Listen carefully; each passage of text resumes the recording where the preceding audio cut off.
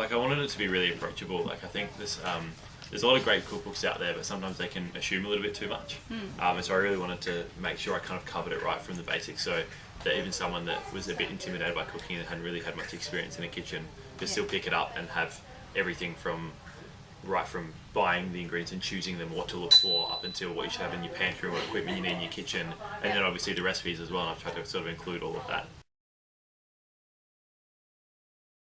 I think it's a couple of things. I grew up in the Barossa Valley, which is like a real an area known for its food and wine, and my parents have homeware stores, and so they're always sort of bringing home cool like new knives or pots or pans or like one of my distinct memories of my dad was when he brought home a new pasta machine. And I don't know if you've ever made pasta before, but like a little bit of dough goes a long way. But he made a lot of dough, and so like we had this big thing of dough, and you know when you start winding it up in a pasta machine, it just gets longer and longer.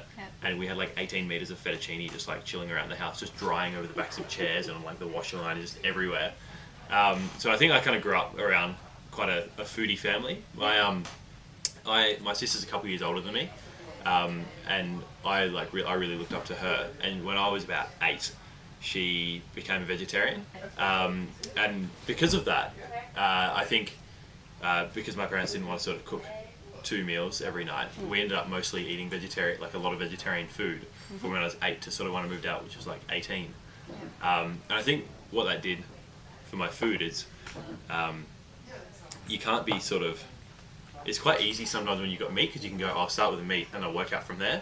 So you go, okay, let's have lamb tonight, let's have beef, and what can I have? I'll have maybe pasta or potatoes or something, and then what veggies can I have with that or whatever. Whereas when you're eating all vegetarian food, you have to be a lot more creative than that. I think that's kind of where I started actually really thinking about food and how it all kind of joins together. I don't know, I think cooking is just easy. It's something that anyone can learn how to do, and that's really what I try to achieve with the book.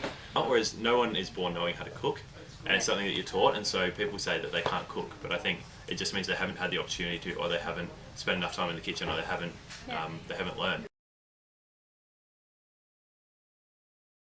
Once you've eaten something that just changes your life, like the first time maybe I ate an oyster, or having suckling pig on a spit or something like that, and you just like, once you've eaten something that you know how good food can be, you kind of like why would I ever eat crap food again? And by learning how to cook, like you don't have to eat crap food anymore. And I think it's not just for me, it's people that I care about and my friends and family and stuff that I want them to eat well as well. And now the book as well, hopefully more people can enjoy my recipes and get something out of it as well. I think sometimes when people cook something for themselves the first time and they actually go, wow, like I'm getting my hands dirty, I'm actually doing this. And when something comes out of the oven and they're like, I did this from start to finish and I own it and this is mine. If you can get them cooking things that they love eating to start with, then it's usually pretty easy from there. I certainly aimed it at my peers. I think because I'm 22, and to be taken even remotely seriously, I think by writing a book I had to aim it at people that were my age. I think it's pointless writing a book for anyone older than me. But also just because you touched on it briefly before, when I was at uni, the people I was teaching to cook were people my own age and my flatmates and the people I was living with. And that's really what I've tried to achieve with the book, but just for other people as well. Gee, I think one of the easiest things for people to learn how to cook is like basic pasta dishes, and I think if you've got dried pasta in your pantry, you're never too far away from a really quick dinner. Similarly, things like really quick ingredients to whip up, like cans of tomatoes and maybe cans of tuna or capers and jars of olives, that sort of stuff. That when you get home, you're just feeling really lazy, and you can just chuck a pot on, get some pasta in, maybe throw some like can of tomatoes in, reduce it down a little bit, throw some olives in, bit of Parmesan cheese over the top, and you've got like a 10-minute really beautiful dinner.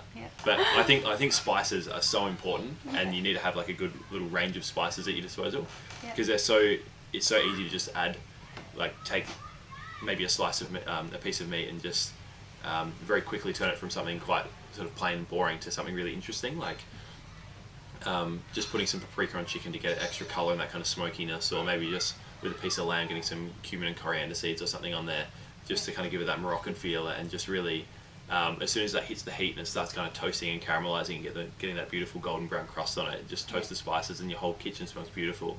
And you can make really tasty dishes in very little time with just a couple of spices up your sleeve. So I think that's a good start. You use it in pretty much everything you cook. Like knife and board is the ultimate. I reckon if you've got crap everything else, you just need at least one good knife. Not even, you don't have to buy like a block of knives, just one. Just like spend $100 on buying a good knife, and then you kind of like, you can get a cheap bread knife and a cheap paring knife, and you can do any job in the kitchen with it. I think I grew up just from maybe watching people like Jamie Oliver and my sister's partner, who is a chef, and he loved cooking French food. So I think I cooked a lot of sort of European food growing up, but maybe in the last couple of years, from living with a couple of people that grew up in Asia, I started cooking a lot of like Chinese and Thai food and Japanese food and Malaysian food as well. And I just got back from a holiday to Thailand, and I absolutely fell in love with their cuisine. And I love how like the ingredients are really fresh and aromatic, but they're also usually quite quickly cooked as well. Everything's done, really high heat in a wok, or it's all prepared quite quickly. And I just love how your whole house just fills with ginger and garlic and coriander and chili and all those sort of flavors. So I think that's something that I'm really loving at the moment. But it's kind of always changing. I always get sick of things and then try something else, and then get into new things as well. If you've ever made a creme anglaise, like a vanilla custard, it's basically eggs and sugar, whisk it together, heat your cream and milk and vanilla, pour it on the eggs, pour it all back into the saucepan, bring it up and keep stirring it with a spoon for a few minutes, and eventually coat the back of the spoon, then you've got custard. And it was kind of like, the idea was to make it extra really rich and thick and creamy, rather than just keep adding chocolate and chocolate and chocolate, because then it just gets sweeter as well. Like if you're using milk chocolate or dark chocolate, if you're using like a really dark chocolate, it's not going to keep getting sweeter. But so I thought, to get that kind of that velvetiness and the mouthfeel, why don't I kind of make it like a chocolate custard, but call it a hot chocolate? And I thought, when I made it for people, they freaked out when I told them that it like had eggs in it, and it's like, but hang on, if I told you this is a hot chocolate custard, you wouldn't have freaked out. But when I say hot, like a hot chocolate that's got an egg in it, you're freaking out. So it's just a mind thing. So that's why I've just stopped telling people that there's an egg in it. No, and the recipe is actually called don't tell anyone there's an egg in the hot chocolate. But everyone seems to, like, now you've brought it up, now everyone knows. So it's just ruined. So thanks for that.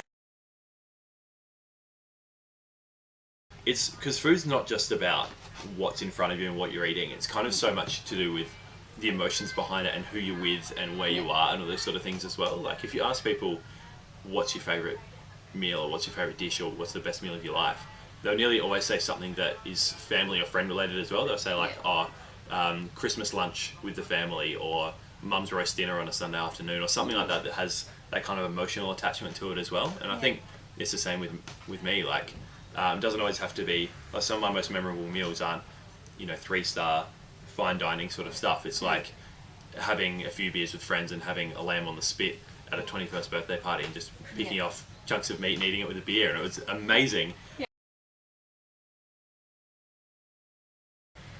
It has waned a little bit, to be honest, in the last couple of years. People are a little bit maybe like scared to cook for me, which is a real shame, because I think people think that if they cook for me, I'm going to sort of judge them or something and go like, oh, what is this that you bring me? But I love people cooking for me, and because I love food, so I'm like, even if it's not the best dish in the world, I'll love it anyway, because I just love eating. My whole life is based around like, what am I having for dinner, and what am I going to have for breakfast tomorrow morning, and can we go to the farmer's market today like we already have. Had you asked me this question 2 years ago, I would have said Jamie Oliver, but I've been lucky enough to tick that one off the list.